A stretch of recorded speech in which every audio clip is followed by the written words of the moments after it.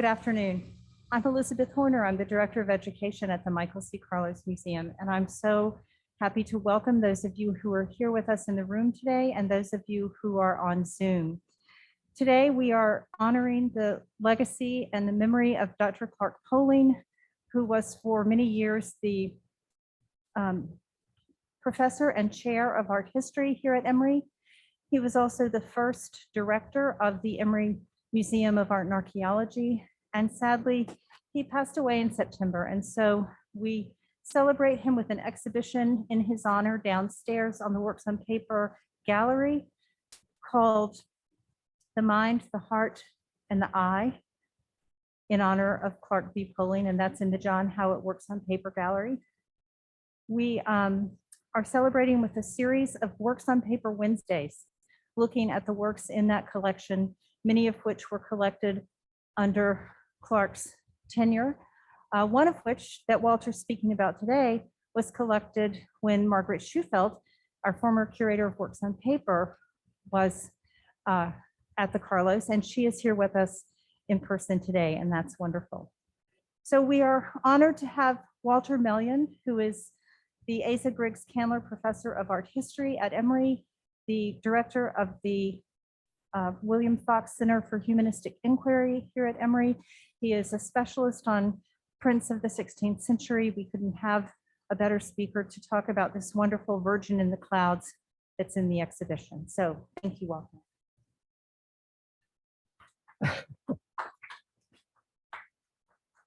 Thanks very much. And Clark Poling was a great Works on Paper person, and he brought me to Emory. So I feel very much in his debt, and it's been a great honor to be talking about this wonderful print acquired for the collection by Margaret Schufelt, very presciently in a second state impression. I believe the first state is purely etching, and the second state has the addition of drypoint. And I was looking at the impression down in the gallery, and it really is a beautiful impression. It has beautiful drypoint burr in the right-hand corner. So I thought we would think a little bit about the significance of Rembrandt, who was active and very successful in the 1640s. This print is dated, by the way, 1649. In the northern Netherlands, what we now think of as Holland, a Calvinist state. Why was Rembrandt producing an etching about the Virgin Mary? And this has something to do with Rembrandt's background and Rembrandt's sense of where he wanted his prints to circulate. And Rembrandt, especially in the 1640s, again in the 1650s, produced a few Marian subjects that he expected to be of great interest, not only to Calvinist viewers, but also to Roman Catholic viewers. And he designed these prints to be of interest to both religious communities while inoffensive to both communities. So in depicting the Virgin, he wanted to depict her in a way that would not be offensive to Calvinist viewers, and in depicting her in a way that Calvinist viewers would accept. He wanted still to engage fully Roman Catholic viewers of these images. And you should know that the Netherlands was one of the few places, at least the northern Netherlands, where Roman Catholics were allowed to practice the religion freely, though not publicly. So they met to celebrate the Mass and the sacraments in what are called schuilkerken.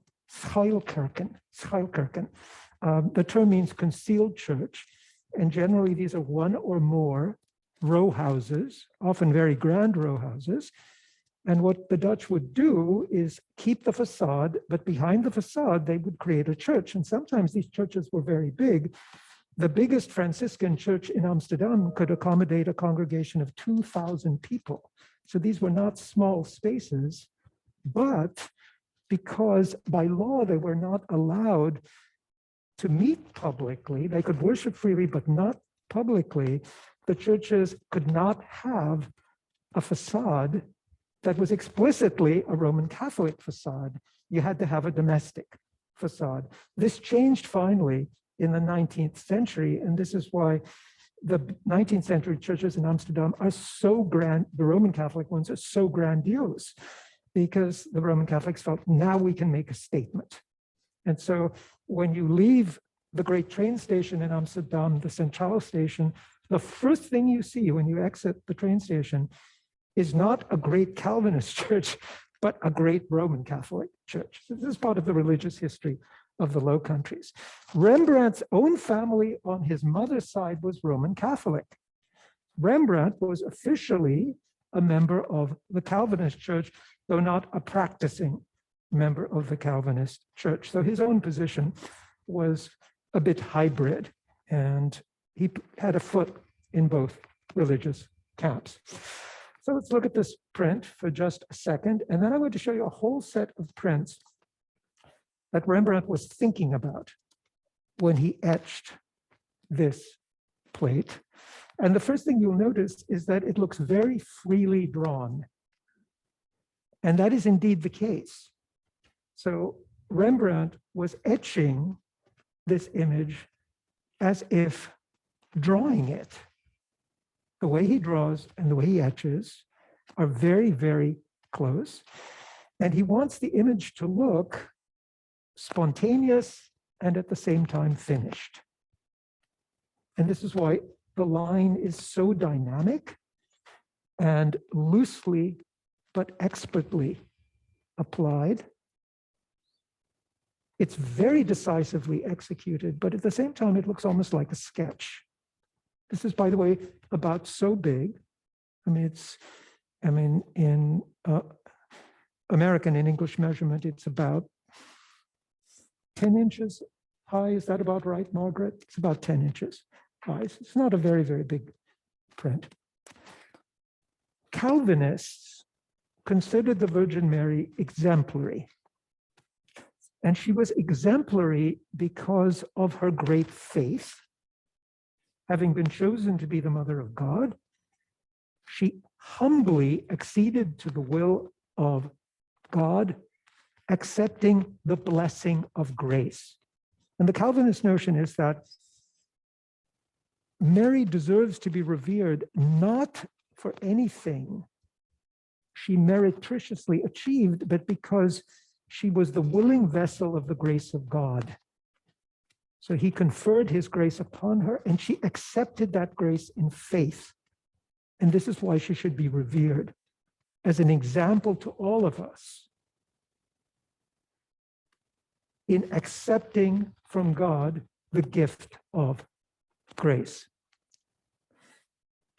You should not pray to the Virgin Mary, and you should certainly not hope for her intercession or mediation. It is not through the Virgin Mary that salvation is secured. Salvation is a gift of God. So we revere her for her faithful example, but we do not count on her to mediate between us and God. We do not think of her as an intercessor who participates in the process of our salvation. That is not who she is or what she was. The Roman Catholic understanding of the Virgin Mary is very different. She is a powerful mediatrix. She intercedes between us and God, and she is essential for the process of salvation. If we pray to her, she will pray for us before the throne of God. She will mediate between us and the saving grace of Christ. And that is why we should pray to her, pleading with her to be our advocate. She is very important, not simply as an example of virtue, but as an agent of our salvation. So this is a very different understanding of the Virgin Mary. And what Rembrandt is trying to do in this print, and it is a bit of a balancing act, it's almost like he's walking a tightrope, is try to appeal to both communities, to show the Virgin potentially as an intercessor and the Virgin potentially as simply an example of faithful acceptance of the grace of God. So how does Rembrandt do this? one of the things he does for his Calvinist viewers is not to give the Virgin Mary a halo. The halo is Jesus Christ's halo. It's the little child being nurtured by the Virgin. The Virgin herself does not a halo. And this is to emphasize that it is Christ alone who is divine. Here he appears in human form. For Jesus Christ, through the mystery of the incarnation, is both human and divine. The Virgin Mary bears Christ, but she is not herself divine. And that is a way of insisting that she is not an intercessor. At least this is how a Calvinist viewer would read the image. A Calvinist viewer would also be very alert to the way in which Rembrandt depicts the Virgin. She is shown as if she's in heaven. I mean, she's surrounded by clouds. She's surrounded by light and holding the Christ child. But she is very clearly seated as if on the ground. And this image of the Virgin seated on the ground is an allusion to her humility. That is, the Virgin was always humble in her relation to Christ. She always acknowledged that she was as if nothing, simply the vessel who accepted the grace of God. So in showing her seated on the ground as a kind of living support for Christ, Rembrandt shows that she exemplifies the virtue of humility. And in showing her illuminated by light, not a source of light, but immersed in light, he insists that she was a willing recipient of the grace of God.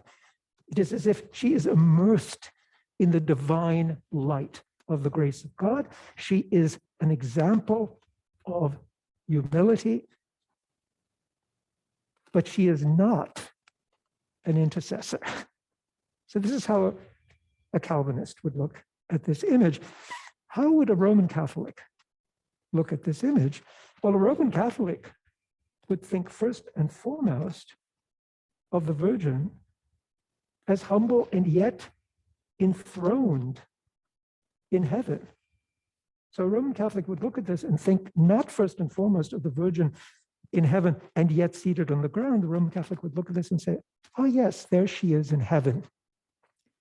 And moreover, a Roman Catholic would think of this in terms of a very important passage from one of the wisdom books of the Bible, and this is Ecclesiasticus, chapter 24, verse 7.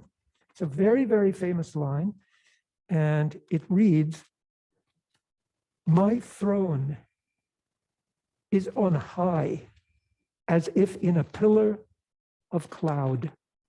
My throne is on high as if in a pillar of cloud. And this imagery of wisdom enthroned on high, as if on the pinnacle of a pillar, but on a cloud bank, was taken to be a prophecy of the Virgin Mary, and specifically of the Immaculate Conception of the Virgin Mary, the notion that the Virgin Mary was born without sin. So Roman Catholic doctrine states that all of us are born into a state of sin, but not the Virgin Mary, for it would not have been acceptable for a person who had been born in a state of sin to give birth to Jesus Christ. So she was immaculately conceived. And this line from Ecclesiasticus was read as a prophecy of the Immaculate Conception. So to show the Virgin seated amongst clouds would be, for a Roman Catholic viewer, an allusion to the Immaculate Conception. For a Calvinist viewer, this would not have been the case, but for a Roman Catholic viewer, yes. And you can see what's going on here. Rembrandt is including elements in the print that can be read one way by a Calvinist viewer and can be read another way by a Roman Catholic viewer. So a Roman Catholic viewer would emphasize certain aspects of the print. A Calvinist viewer would emphasize other aspects of the print. And Rembrandt's hope was that these aspects of the print would not be in collision, and you could have the two readerships, the two communities appreciate, enjoy this print. There is another respect in which a Roman Catholic would have appreciated this print, and this has to do with the very sad expression of the Virgin Mary. She looks up as if toward the Godhead, the source of the light in which she is bathed, but she's also very, very sad. And this would have been taken by Roman Catholic viewers as an allusion to the very famous passage in the Gospel of Luke, chapter 2, where the prophet Simeon prophesies to the Virgin Mary that the sword of suffering will pierce her heart so that the thoughts of many may be revealed. Those thoughts being thoughts of longing for the Savior, and that the Savior be brought forth. It was essential that Mary suffer as she would when Christ in the Passion suffered and died as a sacrifice for human sin. So the sorrow of the Virgin here would have been read by Roman Catholics as a fulfillment of the prophecy of Simeon. For a Calvinist viewer, that sorrow would simply be a symptom of her gravity, her dignity. For a Roman Catholic viewer, that sorrow would have been seen as fulfillment of the prophecy of Simeon. And for a Roman Catholic, the suffering of the Virgin is very, very important, because the intensity with which she empathized with the suffering of Christ in the Passion makes her virtually a co-redemptrix of humankind. It's as if it's his suffering and her suffering together that save us. For a Calvinist, this would have been completely unacceptable. But looking at the print, there's no reason for a Calvinist to read it this way, whereas a Roman Catholic would have been alert to these subtle elements in the print that gesture towards a Roman Catholic understanding of this image of the Virgin and Child. What was Rembrandt thinking about when he produced this etching? Well, first of all, it's important to keep in mind that just 2 years before, Rembrandt had depicted an important Marian subject in one of his most elaborate early prints, which depicts the death of the Virgin. Again, like the Virgin in the Clouds, a combination of etching and drypoint. And this is one of the first, this is one of the first great experiments in which Rembrandt attempts to appeal to two religious constituencies. Now, the Virgin is lying on her deathbed. It's a canopied deathbed. And the story of the Virgin's death is taken from a book called The Golden Legend. And it's a collection of saints' lives. And it was written 13th, 14th century, circulated very widely in the 14th century. And supposedly, the Virgin says, just at the moment she's dying, that she would like to see all of the apostles one last time, whom she thinks of as her extended family. And the apostles are preaching all over the world. They're evangelizing. And miraculously, angels bring them to the Virgin's bedside so that they can say farewell to her. And we can see some of these figures. The figure to your left, so the left side of the bed, in the very elaborate headdress turban, which is a kind of mitre.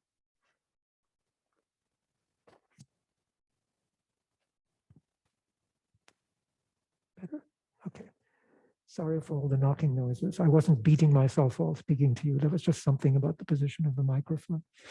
That is St. Peter. And next to him is an acolyte. His hair is tonsured. and he is assisting St. Peter and carrying a long staff. And you'll notice at the end of the staff, there's a curious squiggly form. It's not a cross. The form at the top of the staff is probably an allusion to the story of the brazen serpent. So this is from the book of Exodus, that God has punished the Israelites for their sins. And then he says to Moses, set up a brazen serpent, put it on a staff, and people who look at that brazen serpent and express faith in the Lord will be relieved, will be saved. And those who do not will continue to be punished. And so this is an allusion to the brazen serpent and to the theme of faith, the importance of having faith in God. And of course, this is a gesture towards a Calvinist viewer who would look at an image of the death of the Virgin and ask herself or himself, how is the Virgin here exemplifying her faith? So the presence of this staff is a way of alluding to this notion. And St. Peter is dressed, and this is very idiosyncratic to Rembrandt, he's dressed as if he were a temple priest. And this is because Rembrandt's conception of the earliest history of Christianity is that Christianity early on was still very much like Jewish religious practice, that there wouldn't have been such a clear distinction between the Christian and the Jewish. And this is why he makes Peter look like a temple priest. Very educated Calvinist viewers would have been very, very sensitive to this issue of the relation between early Christianity and the Jewish faith. What Calvinists did not want to see was any allusion to the Pope or the papacy. And so they certainly would not want to see Peter dressed as if he were the first Pope, which is what Roman Catholics, of course, believed Peter was. So in dressing Peter like a temple priest, Rembrandt is making another concession to his Calvinist viewers. And he does something else which is really, really lovely and very, very inventive. Do you see the old man? He's next to the Virgin. He's propping up her pillow and he's wiping her mouth. So she's very old, she's very frail, and he's lovingly offering assistance. That is most likely St. Paul. And Rembrandt is thinking of that very famous passage from the first letter to the Corinthians, in which Paul says, faith, hope, and love, all three are crucial, but above all, love. And so Paul here bodies forth his loving relation to the Virgin Mary. And then around the bed, you see other friends, members of her extended family. And most interestingly is the young man on the other side of the foot of the bed with his arms extended out and his face expressing his sorrow and grief at the death of the Virgin. And this must be St. John. And one of the last things Christ says from the cross is to the Virgin that she is now to be mother to John, and to John that he is to be a son to the Virgin. And so the reason why his grief is expressed so intensely in the print is because it is as if his own mother is dying. And this is something that Rembrandt wanted to express. The other thing you'll notice is that, or perhaps you won't notice this, but now you will because I'm going to tell you, is that there are no candles anywhere in the room. And candles were very, very important to the last rites in the Roman Catholic sacrament of extreme unction. Calvinists consider this popery. They consider this superstition. You don't need candles to die well, so no candles. So Rembrandt makes this concession. to his Calvinist viewers. And then one final concession he makes is that although angels have erupted into this room, no one in the room is looking at the angels. In other words, this is an event that they do not see. And of course, Calvinists would have said, well, I mean, angels may or may not have been there, but there's no, even if they were there, who would have seen them? So this is yet another concession.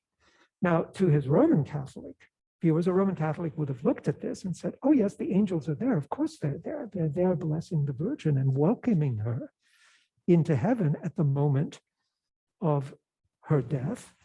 And they would have looked at all of the people gathered around the bedside and perhaps willfully chosen not to notice those appurtenances of Roman Catholic ritual that were not there. They would have simply looked at it and said, ah, yes, of course, those people are gathered by the bedside, celebrating the sacrament of extreme unction, assisting the Virgin to die into the faith, to die well. What both Catholics and Calvinists would have appreciated is the presence of the learned theologian seated in the foreground with the book of the Bible open, who turns from the book of the Old Testament to look at the Virgin, as if to signal that with the coming of Christ, the old covenant ended and the new covenant began, which does not mean we should not study the old covenant and the Old Testament, but it means there is now a turn away from God's relation to us as it was under the old covenant and his relation to us as it now exists after the coming of Christ. And so this figure is important, but he would have been interpreted very similarly by both Roman Catholic and Calvinist viewers. So Rembrandt was already thinking in 1639 about, how do I depict a religious subject that centers on the Virgin that would appeal to two different constituencies? And in depicting this print, typical of Rembrandt, he was thinking about earlier prints on Marian subjects that everyone knew well, because by the end of the 16th and beginning of the 17th centuries, print collecting has been established as an activity that people who can afford it, people who are literary and visually educated, would want to cultivate. And so he was certainly thinking about Dürer's woodcut Death of the Virgin from the Life of the Virgin series, as well as Dürer's Birth of the Virgin print from the Life of the Virgin series. And in placing angels within the chamber in which the Virgin dies, he was thinking of the angel positioned above the birth of Mary.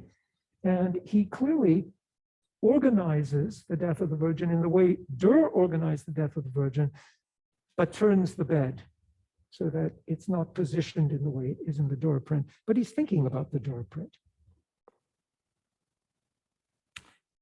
And Rembrandt, one final time, returned to a Marian subject in the 1650s. This is the Virgin Mary with the instruments of the Passion. Again, a very interesting subject. How would a Calvinist viewer have appreciated this? You'll notice the Virgin is much older here. And they would have looked at this and said, oh yes, she's standing behind instruments of the Passion, the nails, the crown of thorns, a cloth that may be the sudarium, so the cloth that was used to wipe Christ's face. Not entirely sure what that is, but a Passion relic, certainly. But she is not looking at the Passion relics, rather she's looking to her left, and presumably she's looking at Christ, whose body is being prepared for burial. And in fact, these instruments of the Passion may be sitting on the edge of Christ's tomb, which has been prepared to receive his body. And Calvinists, who hated relics and said they're nothing but superstition, would have really appreciated this and said, oh yes, the Virgin is there. She has these traces of the Passion with her, but she concentrates not on them, but on Christ. A Roman Catholic, of course, would have looked at this and said, well, look, the Virgin's hand is it's raised. It's almost as if she's blessing these relics. These relics are here. They're clearly very, very important. And moreover, Christ is not in the image. So we can infer that he is present, but we can only infer that he is present through the gesture of beholding of the Virgin, which is to say, it is she who mediates our access to Christ. We don't see him in the image, but we can infer that he's there by way of her. And in this sense, she is our intercessor, our mediatrix. She's mediating between us and the implied presence of Christ. And a Roman Catholic viewer would have very much appreciated this.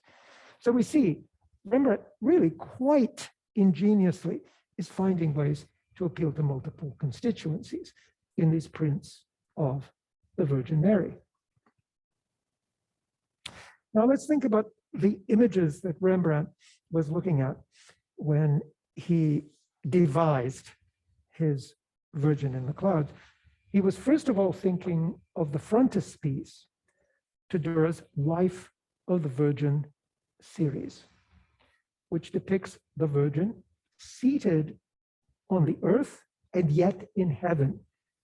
And in Dürer's version, she's seated on an immense crescent moon, and hovering above her head are 12 stars in the form of a wreath. And this is an image of the Virgin both as the epitome of virtuous humility and the embodiment of the apocalyptic woman characterized in chapter 12 of the book of Revelation, in which a woman radiant like the sun, the moon beneath her feet, a crown of stars hovering above her head is described. And this was taken by exegetes, that is theologians, learned in the interpretation, the systematic interpretation of Scripture, to be an allusion to the Virgin Mary and to the important role the Virgin Mary plays in salvation history. And what Dürer very brilliantly does here is he combines the imagery of the apocalyptic woman with the imagery of the Virgin of Humility as a kind of frontispiece to his Life of the Virgin series.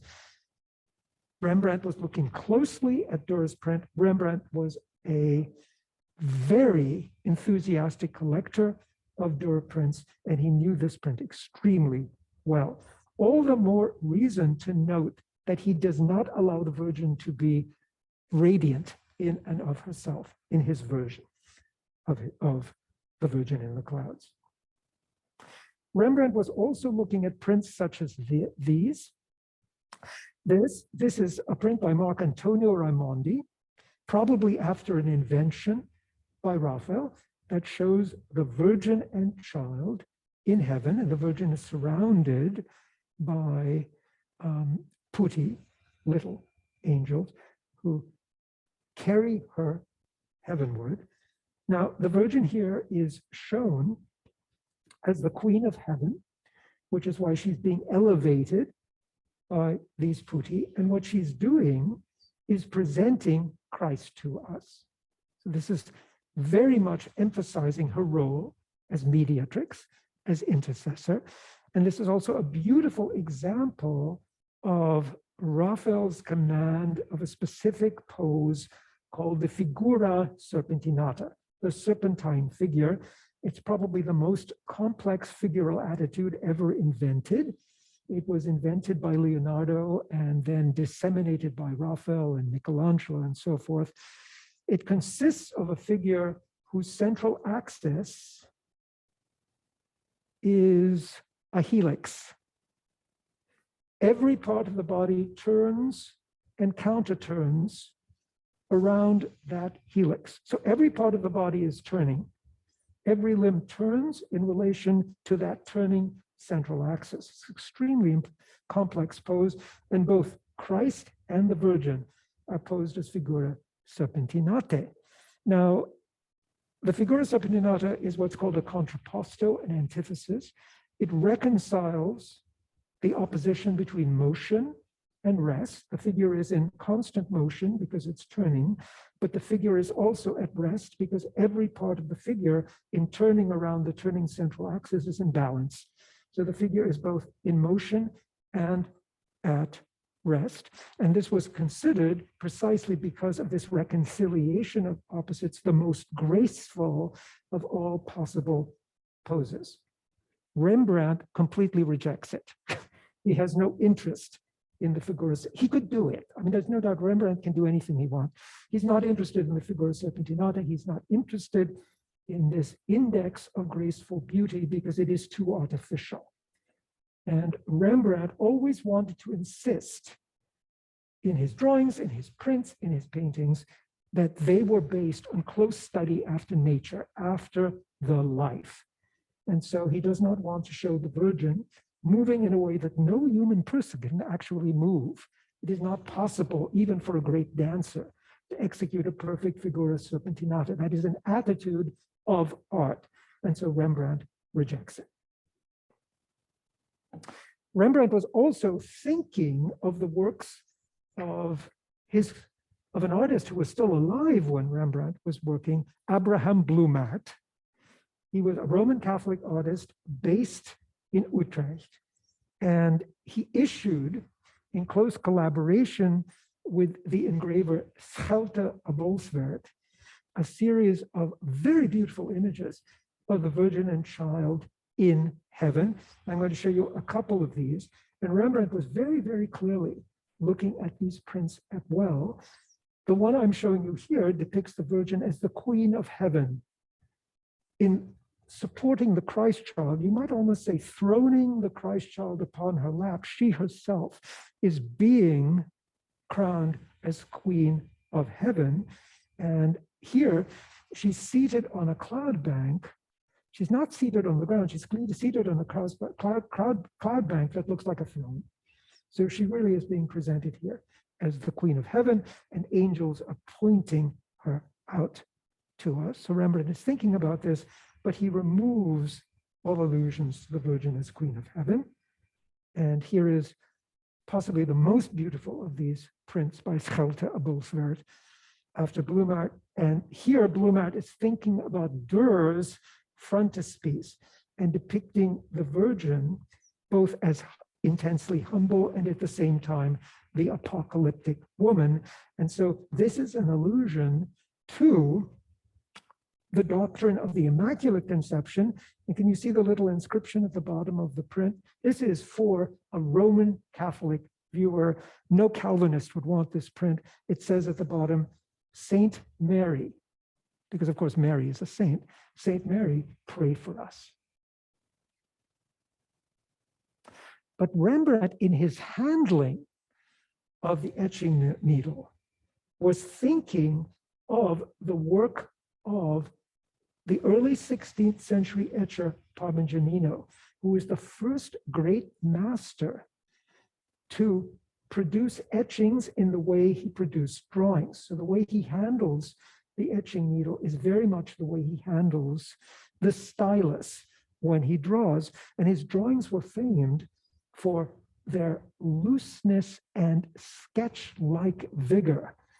And they always look as if they are sketches, those sketches moving towards the finished end of the scale.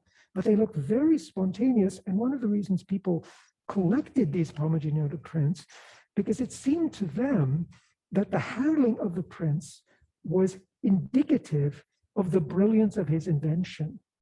It's as if in and through the act of drawing, he is inventing the pictorial subject. So the spontaneity of execution was very important to collectors of these prints. The way in which Rembrandt manipulates his etching needle is very close to the way in which Parmigianino manipulated his etching needle, and so too the way in which Rembrandt plays with tonal values. And what I'm showing you on the right is an album page, probably from the 16th century, which just shows you how people would have collected these prints. And this is also the way in which Rembrandt would have collected prints. And we know that Rembrandt owned an album of Parmigianino prints. So there's no doubt that he was thinking of Parmigianino when he devised his Virgin and Child. Now, you understand what's going on here. He's working in a culture of collectors who are aware of all of these kinds of prints. And so he's counting on his viewers not only to be either Calvinist or Roman Catholic, but under the best of circumstances, to be as knowledgeable about prints and print collecting as he was, and to think in looking at his print about Parmigianino, to think, what is Rembrandt doing with Parmigianino? What's Rembrandt doing with Marcantonio Raimondi? What's Rembrandt doing with Dürer? And most of all, he was thinking about this gorgeous print, which is one of 4 prints by the great Umbrian painter, Federico Barocci, and this was probably executed by Barocci early on. I mean, he produces prints in the 1580s, and this is one of the earliest he only does 4 prints, and this is an experimental print where he's still learning his craft. It's very, very clear that Rembrandt was thinking about this print and wanted people to think about the relation of his print to Barocci's print. His Virgin looks up, Barocci's Virgin looks down. His Virgin is very sad. Barocci's Virgin is very happy. She's so happy to be there with Christ. The Christ held by Rembrandt's Virgin looks very, very grave, as if even as a tender babe, he's already aware of the suffering that is entailed by the mystery of the incarnation and the passion. The Virgin, the Christ child in Barocci, is extremely happy, gesturing towards the beholder, as if inviting us into his embrace as he is embraced by the Virgin. It's almost as if we're being invited into a double embrace. So in all sorts of respects, I mean, you could go on and continue to do this and do this and do this. And you can see Rembrandt in every way is thinking about Barocci, hoping you will think about the analogy between his print and Barocci's, but then changing Barocci. The one respect in which the prints are really very close is the handling. And this is because Barocci was thinking as much about Parmigianino when he executed his print as Rembrandt is thinking about Parmigianino when he executes his print. And of course, Barocci gives the Virgin Mary a halo, which is something Rembrandt refused to do, because for Barocci, the Virgin Mary is the great intercessor. Now, the other great master that Rembrandt was thinking about was the engraver Hendrick Hulsius. And Rembrandt was intensely aware of Hulsius's work. And Hulsius had died more than 10 years before Rembrandt created his Marian image.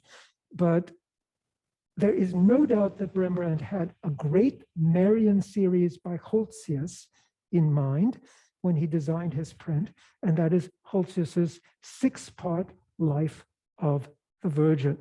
Now, this series is extremely interesting. 5 of the prints in the series are engraved in the manner of either a great Italian master or a great Northern master. And we'll look at 2 in just a moment. The series begins with an Annunciation scene, which is an amalgamation of the manners of various Italian masters, out of which Hulsius fashions a new pictorial manner. So the series begins with an image of the Annunciation, which is in a pictorial manner that has no precedent, but is based on the pictorial manners of a number of artists. You'll notice, first of all, that the composition is based on a famous print by Barocci.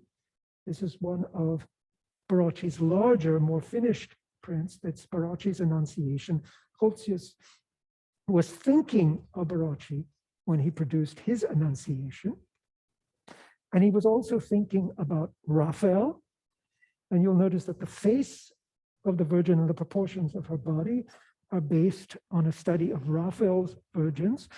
The brilliant chiaroscuro of the explosion of divine light above the Virgin and above the dove and around the dove of the Holy Spirit is based on his close study of the chiaroscuro effects in Titian's paintings and the softness of the Virgin's flesh. The relation of the Virgin to the angel is based on a close study of the painting of Correggio. And when Hulsius executed this print, he had just gotten back from Italy, where he had closely studied the work of Raphael and Titian and Correggio, and then produced this fascinating engraving, which is based on painted pictorial manner as a response. And here's the circumcision print. That's the one on the left by Hulsius. And he produced this print in the manner of Dürer. And here he's doing something different than he does in the Annunciation print, where he's inventing a new pictorial manner. Here he is showing you that he is capable of working so closely in the manner of another master that he can produce a work which is, for all intents and purposes, a new work by that master. So here he's claiming to be a second Dürer. He works so closely in the manner of Dürer. And you can see that the composition of his image is based on a close study of Dürer's circumcision print from the Life of the Virgin series. Though to emphasize the importance of the Virgin, Hulsius does something very clever. He puts the Virgin on Christ's right side rather than Christ's left side, and then shows Christ looking directly into the Virgin's eyes. And this is the way in which Hulsius emphasizes the importance of the Virgin. He does so many interesting things here. That beautiful late Gothic foliate canopy sculpted above the doorway into the temple room in which the circumcision occurs. Can you see how that compresses into the chandelier in Hulsius? But Hulsius still wants you to think about the Dürer. And he also wants you to think about this print, because the manner of line he uses in his print is based on the manner of line perfected in Dürer's Adam and Eve engraving of 1604. And he also wants you to think of Dürer's ability to describe effects of light and dark, reflected light and re-reflected light, and luminous shadow in a print such as Jerome in his study. And you'll notice that Hulsius based the temple priest with the hood on Saint Jerome, and also that the light streaming into the chamber and raking across the plaster wall at the back of the chapel is very much like the light streaming into Jerome's chamber and raking across the back of his study. So Hulsius was thinking about all these prints by Dürer, assimilating Dürer's manner of printmaking and producing a work which was appreciated by Hulsius's contemporaries as a new Dürer. And he did this too in the Italian plates from the series. Here is his rest on the return from the flight into Egypt, and the Holy Family greets the infant St. John, and he based this on a painting and print by Federico Barocci, as well as close study of Barocci's work, in which he was intensely interested. This is one of the altarpieces Hulsius saw in Rome. This is the Visitation altarpiece. And Hulsius was also looking closely at two great prints by a northern master who was considered one of the greatest engravers active in Italy in the mid-16th century, Cornelis Cort. So Hulsius was also thinking about Cort's prints after Barocci, and in the way in which the Holy Family interact. You can see that in Hulsius's print, John places his cheek next to the forehead of Christ so that it's like the cheek is caressing the forehead, and in response, Christ is caressing the cheek of John with his left hand, while the Virgin holds up Christ. And this sort of relation that is, this tender relation that is expressed through sweet touches, this comes from Barocci, and I'm showing you a painting that Hulsius particularly admired. This is the Virgin and Child with Saints Catherine and Sebastian, in which the relation of Catherine and Christ and the Virgin is distilled in a kind of layering of hands gently touching each other at the center of the picture. The composition, the pyramidal composition of Joseph, the Virgin, the Christ Child, and John the Baptist in Hulsius is much more rigorously constructed than any configuration we find in Barocci, because Hulsius was looking closely at the Holy Family groups of Raphael. And why does Hulsius allude to Correggio so insistently? Why does he allude so insistently to Raphael in his print in the manner of Federico Barocci? Because Hulsius knew that Barocci based his manner of painting on close study of Correggio and Raphael. So to produce a print in the manner of Federico Barocci, he wanted to show us the source of Barocci's pictorial manner in Raphael and in Correggio. Whoops. Now, if we go back here just a moment to the point we started, to Rembrandt's print, Rembrandt, in asking us to consider the relation of his print to Marcantonio Ramondi, to Federico Barocci, to Albrecht Dürer, is doing something like what Hulsius is doing in his series. He's asking us to think about the relation of his prints to these works by other masters.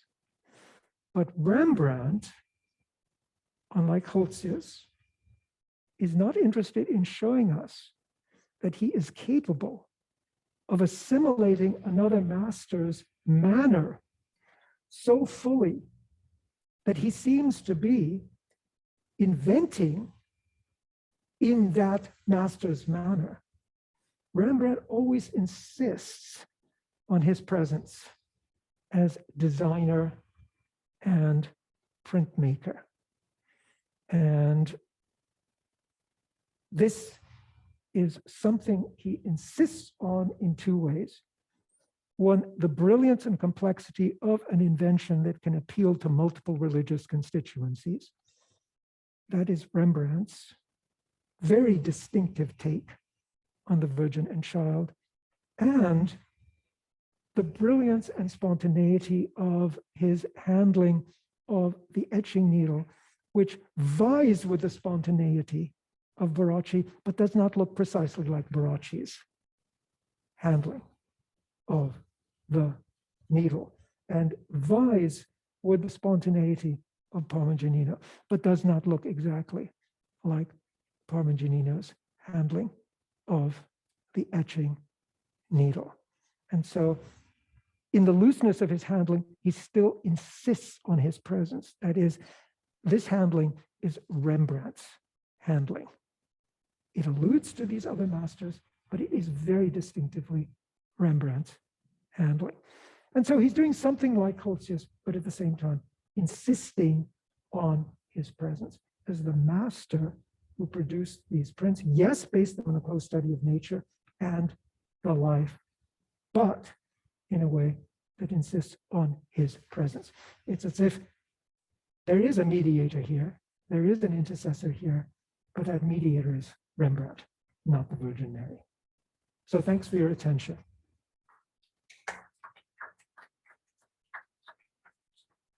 Thank you, Walter. And thank you for that wonderful look at the way in which artists are in conversation with one another in different ways. I'd like to begin by taking some questions from people in the room, and then I'll turn on the chat and see if there are questions in the chat. Yes. Let me bring you the microphone so people on Zoom can hear you.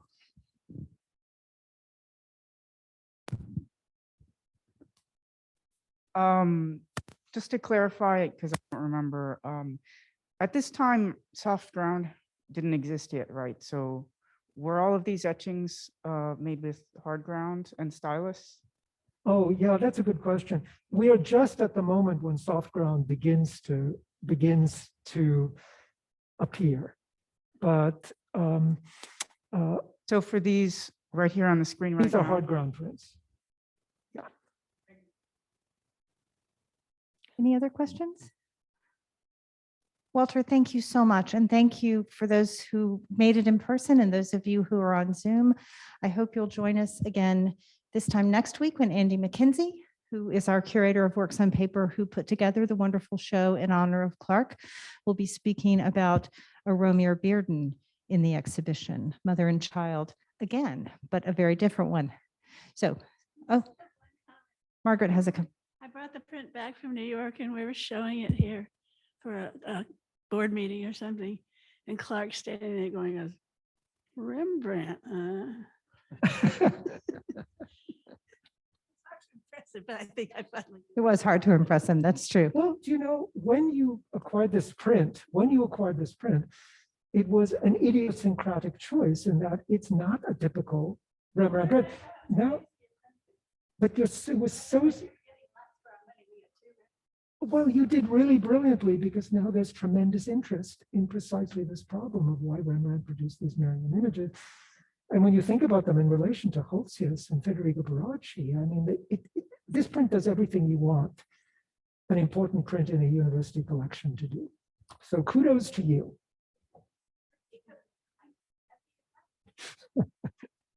Well, thank you, Walter. And we'll see you all back same time next week for Works on Paper Wednesday. Bye-bye.